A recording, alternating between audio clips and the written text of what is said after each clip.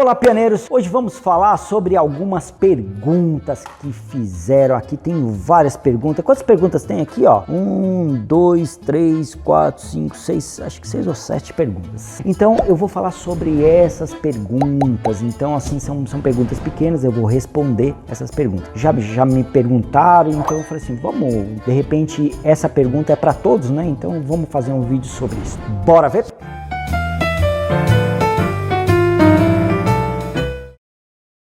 Bom, pessoal, está aqui, tem uma colinha aqui, ó. Por que um piano é tão caro, né? Por que ele é tão caro? Veja bem, o piano, ele não é como se fosse um violão. Existem violões que são muito caros, que tem uma técnica específica, a madeira. O piano, ele tem que ter tudo isso, muito mais madeira, muito mais quantidade. Aí ele tem que ter cordas, muito mais cobre, muito mais aço, ferro fundido, muita madeira. As madeiras, elas não podem torcer, elas têm que ser preparadas, não é qualquer madeira, entendeu?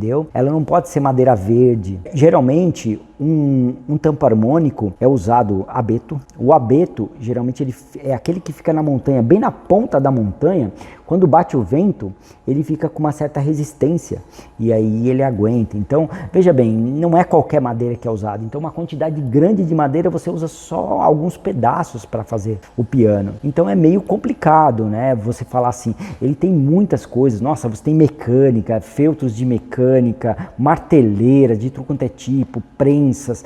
Realmente, para fazer um piano, nós não falamos assim que o piano, ele é um luthier que faz. Um luthier, ele constrói desde o começo até o final. Piano não dá para fazer isso, você vai ter que ter uma indústria, você vai ter que ter uma pessoa especializada em prensa de martelo, outra pessoa especializada em teclado, outra pessoa especializada em tampo harmônico. Então é muito complexo, tem que ser uma indústria, não tem como. Então você não ouve falar um luthier de piano, não existe luthier de piano por causa disso. Só para você poder entender por que é tão caro um piano. Logicamente, lá nos Estados Unidos é mais barato por causa dos impostos, não vamos discutir sobre imposto, tá? Imposto, cada país tem o seu, nós temos os nossos impostos aqui, são altíssimos, né? São bem altos mesmo, e é imposto em cima de imposto, né? Então, às vezes, é 7%, 17%, só que cada um pagando o mesmo tanto, chega no final, você pagou 200%, 300% às vezes, né? Então, isso daí é um fato, isso aí não é, se você for pegar desde quando você começa a fabricar alguma coisa, você vai pagar imposto até quando você compra, todo mundo pagou imposto, né? Quem fez, quem está comprando, quem está vendendo, todo mundo está pagando imposto. Então é muito complicado. Em um produto não é só um imposto. Não adianta, é vários impostos juntos, um em cima do outro. Por que o piano é um instrumento tão importante? Bom, por que ele é tão importante? O piano, ele é completo, se você for pensar bem. Se você pega um sax, você tem o sax barítono, né? O médio e o soprano, alguma coisa assim. Eu não entendo muito, mas eu sei que tem 3, que cada um vai pegar numa tessitura do teclado. O piano, ele é tudo. Então, se você quiser fazer regência, você é obrigado a entender sobre piano. Você é obrigado, é um instrumento que você tem que saber. Você não sabe como um pianista, você não é como um pianista, mas você tem que saber fazer os acordes e tudo mais. Aula de canto é excelente num piano acústico. No piano digital você não consegue, porque quando você toca o piano e o aluno, né, de canto está cantando, quando vibra as cordas vocais, vibra todo o corpo e a pessoa consegue chegar na afinação. O aluno consegue entender a afinação. Quando você pega um piano digital, ele não vibra, né? Então acontece isso também. Então o piano vai continuar sendo piano, vai continuar existindo o piano digital não vai chegar a esse ponto. Hoje em dia, aqui no Brasil, infelizmente, existe muito piano digital, por quê? Porque não tem técnico para manter os pianos. O problema é esse. Então eu estava conversando isso com os técnicos, não tem profissional competente para arrumar os pianos, infelizmente. Então a pessoa fala assim, se for para ter um piano muito ruim, eu tenho um piano digital. Eu não tenho quem faz afinação, eu não tenho condições de comprar um piano melhor, então a pessoa prefere às vezes um piano digital. Não gosta, é o que ele tem, é o que dá, mas é assim que tem que ser. Eu quero só tentar explicar para vocês a importância do piano. Ele é uma orquestra em si só, né? A interpretação dele é bárbaro, né? Adoro ouvir outros instrumentos, né? Violoncelo, violino, né? Tem instrumentos lindos, né? Mas o piano, ele realmente é bastante complexo e difícil de tocar, muito difícil de tocar. Esse negócio de você tocar as duas e fazer interpretação é muito legal. Então o piano sempre vai ser um piano, e o piano acústico sempre. Qual o piano comprar? Bom, eu já falei isso em um vídeo, né? O melhor piano é aquele que está em ordem, tá? É aquele que está em ordem. Logicamente, se você for pegar uma marca que ela já vem com problemas de fábrica, a chance disso continuar com um problema de fábrica é muito grande. Então, se você ficar entre os pianos nacionais, que são os mais baratos, Brasil, Schneider, Essenfelder, excelente, eu acho que tá legal, os pianos usados, né?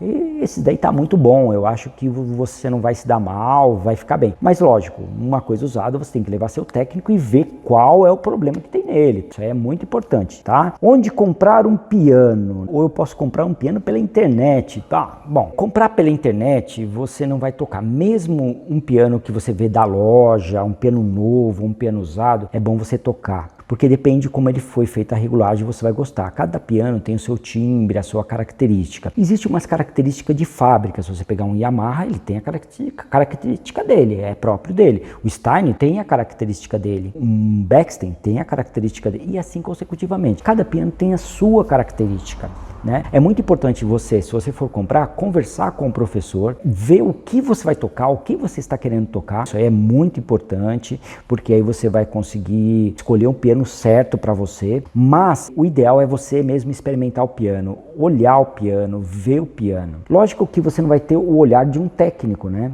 Ir com um técnico para o piano para ser avaliado se tem problema na cravelha, se o mecanismo foi reformado, entendeu? Tudo isso é muito importante. Tem muitos pianos para venda, mas os pianos não valem nada, não valem nem R$1.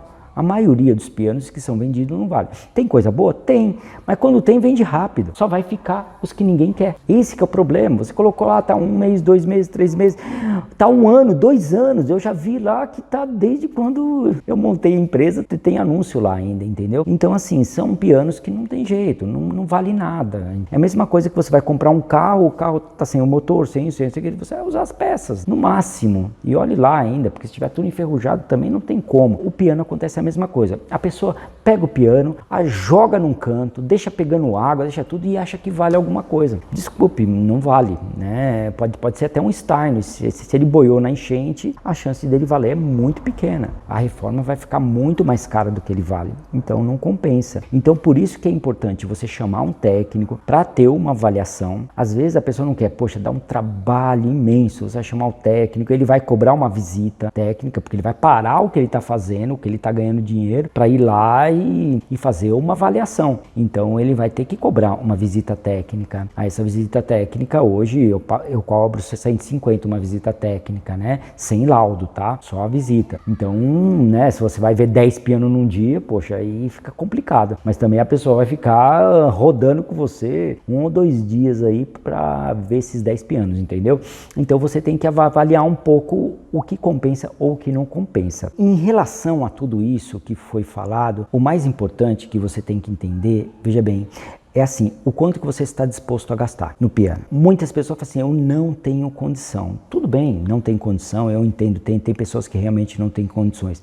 E tem pessoas que têm condições, mas não estão dispostas. Não é que não tem condição, não está disposta a gastar naquilo. Eu sempre falo para o cliente, quanto você está disposto a gastar, o quanto que está disponibilizado para isso. Se você pensar em cultura, o quanto que você disponibiliza para ir assistir um teatro, para ir no museu, para fazer alguma coisa. É a mesma coisa. Quando você toca um piano, quando você aprende música, você aprende cultura, não é uma coisa que você vai ganhar dinheiro agora, você vai ganhar dinheiro depois. Você vai conseguir interagir com as pessoas, falar com as pessoas de uma visão sua e ouvir a visão da outra pessoa. Como é que você vai falar de um país, por exemplo? Eu gosto muito de Barcelona, acho muito bonito Barcelona, gostei muito, Gaudí e tudo mais, né? Estudei na escola, mas quando eu fui ver ele ali, as obras dele e tudo mais, né? Aquelas coisas lindas que ele fez, né? Eu tive uma visão dele, uma visão bem interessante, né? Que eu vi. Hoje eu converso com vários clientes, até clientes que moram lá, que tem um cliente veio, casou com uma brasileira e veio para cá, eu comecei a conversar com ele sobre Gaudí, ele falou que ele não teve essa visão que eu tive. Interessante, cada pessoa vai olhar de uma forma. Isso é muito importante para a gente ter um pouquinho de sentido na vida, né? O que as pessoas fizeram no mundo, né? Nós tivemos várias pessoas, Vila Lobos, Lobos, nós tivemos Carlos Gomes, eu gosto muito de Carlos Gomes, né? Vocês sabem disso, eu toco algumas coisas dele. Então nós tivemos muitas coisas. Então você tem que pensar no que você vai dar para o seu filho. Às vezes a gente dá fortunas para o filho, não adianta nada. Não adianta você dar fortunas se ele continua sendo uma pessoa medíocre, uma pessoa que não aprende a entender a cultura de uma forma abrangente, entendeu? E quando você vai para os lugares, você tem que entender, você vai conversar com pessoas, você vai querer conversar com pessoas, isso é muito importante. Abre portas, abre portas. Se você vai em um país e você entende sobre a cultura deles, você respeita a cultura deles. Se você chega lá com um preconceito, né, você não sabe como é que funciona, você vai achar ruim. Então a pessoa está comendo uma coisa ruim, mas você tem que entender o porquê que eles comem inseto ou alguma coisa assim.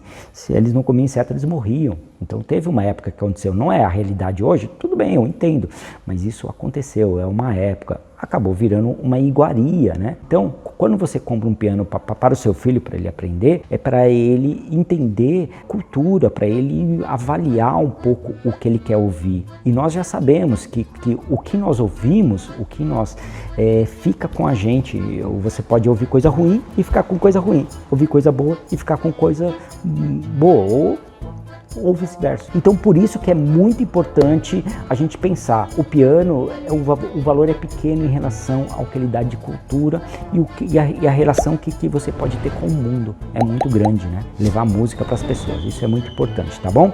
Espero que vocês tenham compreendido aí, espero que eu tenha respondido tudo e se tiver alguma dúvida, vamos comentar no canal. Até a próxima!